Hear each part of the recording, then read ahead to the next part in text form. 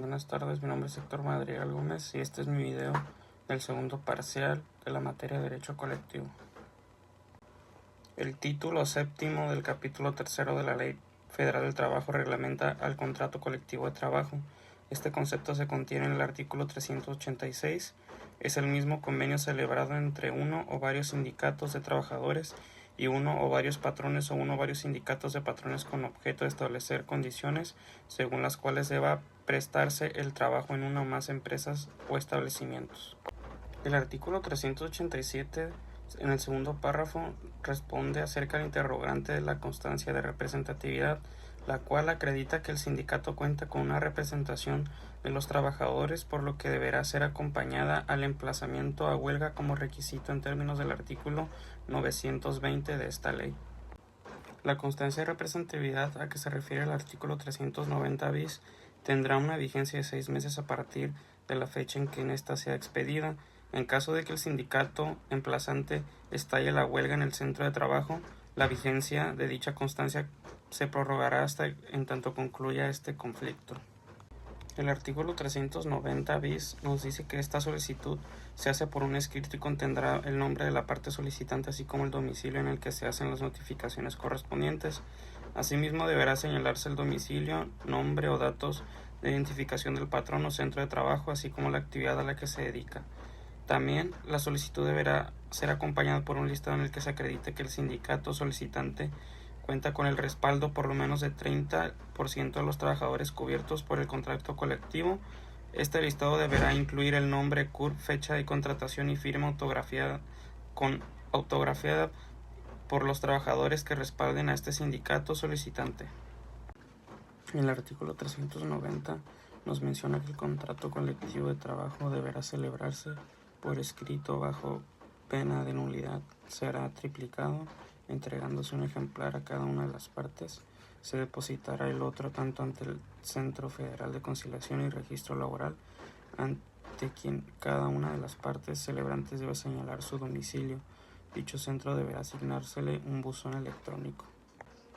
Si se cuenta con el apoyo mayoritario de los trabajadores en el contenido del acuerdo, se estará los siguientes. Para los contratos colectivos del trabajo social, el sindicato procederá a realizar la solicitud de registro ante la autoridad registral conforme a los previstos en el artículo 390 de la ley presente, y para los convenios de la revisión o modificaciones del contrato colectivo de trabajo, que estará dispuesto en el artículo 399 ter.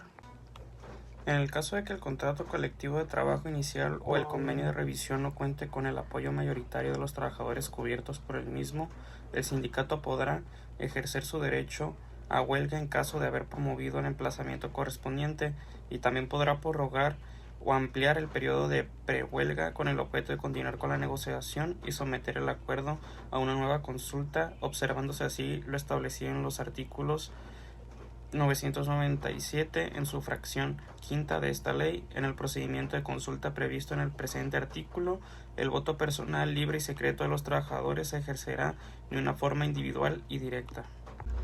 El contrato colectivo contendrá los nombres de los domicilios de los contratantes, las empresas y establecimientos que embarque, su duración o la expresión de ser por tiempo indeterminado por hora determinada, las jornadas de trabajo, los días de descanso y vacaciones, el monto de los salarios, las cláusulas relativas.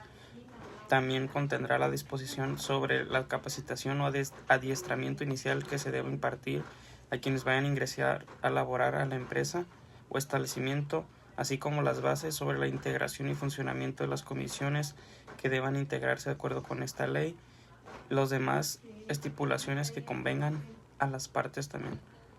El artículo 398 nos habla acerca de la revisión del contrato colectivo, que se basa en los siguientes puntos, como lo es: si se celebra por un solo sindicato de trabajadores o por un solo patrón, cualquiera de las partes podrá solicitar su revisión.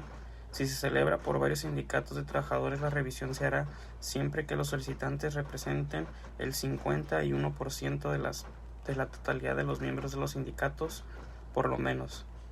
Si se celebró por varios patrones, la revisión se hará siempre que los solicitantes tengan el 51% de la totalidad de los trabajadores afectados por el contrato, por lo menos. El artículo 399 bis, sin perjuicio de lo que establece el artículo 399, nos dice que los contratos colectivos serán revisables cada año en lo que se refiere a los salarios en efectivo por cuota diaria. La solicitud de esta revisión deberá hacerse por lo menos 30 días naturales antes del cumplimiento de un año transcurrido desde la celebración o revisión prórroga del contrato colectivo. El artículo 401 nos dice que el contrato colectivo de trabajo termina por mutuo consentimiento previo a la aprobación de la mayoría de los trabajadores conforme al procedimiento contemplado en el artículo 390 ter de esta ley. También nos dice que por terminación de la obra y en los casos del capítulo 8 de este título, por cierre de la empresa o establecimiento, siempre que en este último caso el contrato colectivo se aplica exclusivamente en el establecimiento. La suscripción y el registro en el Centro Federal de Conciliación de Registro Laboral del contrato colectivo del trabajo garantiza a todos los trabajadores sindicalizados el cumplimiento del clausulado básico y de todas las negociaciones colectivas posteriores a la firma inicial del contrato colectivo del trabajo por parte de la empresa y el empleador. El artículo 3 de la Ley Federal del Trabajo nos dice que el trabajo es un derecho y un deber social, no es un artículo de comercio y exige respeto para las libertades y dignidad de quien lo presta, así como el reconocimiento entre las diferencias entre hombres y mujeres para obtener su igualdad ante la ley. La subordinación es un concepto compuesto por dos aspectos: la facultad de mando que tiene el patrón para precisar al trabajador la forma en que debe realizarse el trabajo y el deber correlativo del trabajador de cumplir con las órdenes dadas. Por una parte, la facultad de mando de la persona empleadora debe atender el cumplimiento de los fines legales de la empresa.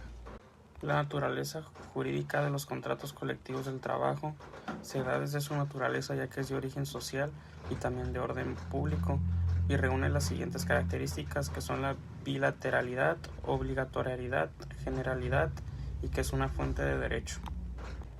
Ventajas para la contratación colectiva de los trabajadores: mejora periódicamente las condiciones generales de trabajo, prestaciones y salario, garantía de acceso a la justicia social con igualdad, garantía de acceso a la justicia y reconocimiento público de las condiciones generales del trabajo y mayor efectividad del principio de estabilidad en el empleo.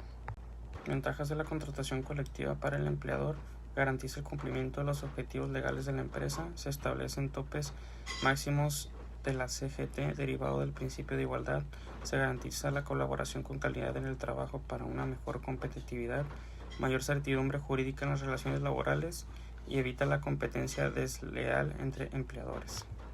Las cláusulas de envoltura son las cláusulas relativas a la vigencia, duración, revisión y terminación del contrato colectivo de trabajo.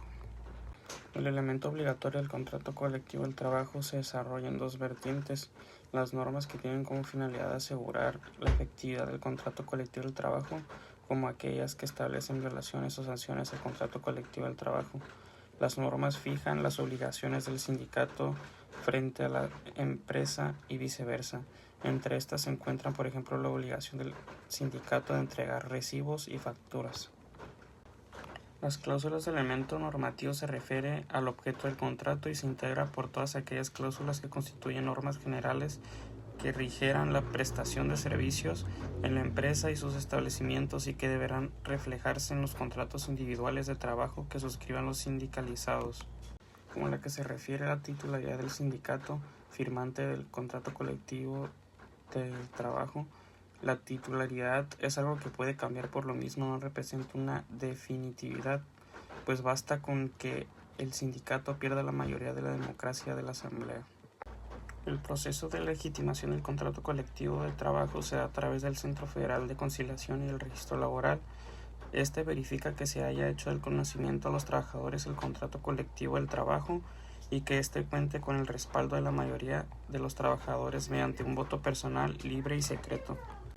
La suspensión de la relación laboral consiste en una interrupción temporal de la relación de trabajo durante la cual el empleado no tiene la obligación de brindar sus servicios subordinados, mientras que el patrón no tiene la obligación de pagar el salario correspondiente. Son 7 causales de suspensión temporal de relaciones colectivas de trabajo: por fuerza mayor, falta de materia prima, exceso de producción, incosteabilidad temporal, falta de fondos, falta de administración del estado del pago a las empresas con que se obligó a contar servicios, y contingencia sanitaria. El caso fortuito es un evento, hecho o suceso que acontece por causas humanas, imprevisible, inevitable y que puede hacerlo debido o querido. La fuerza mayor es un acontecimiento de la naturaleza imprevisible o previsible, pero inevitable, contrario a la voluntad de la persona y que impide hacer lo que quería o debía. Es un acontecimiento que no puede preverse o que previsto no puede evitarse. Los conflictos colectivos de naturaleza económica son aquellos cuyo planteamiento tiene por objeto la modificación e implantación de nuevas condiciones de trabajo, o bien la suspensión o terminación de relaciones colectivas de trabajo, salvo que la ley señale otro procedimiento.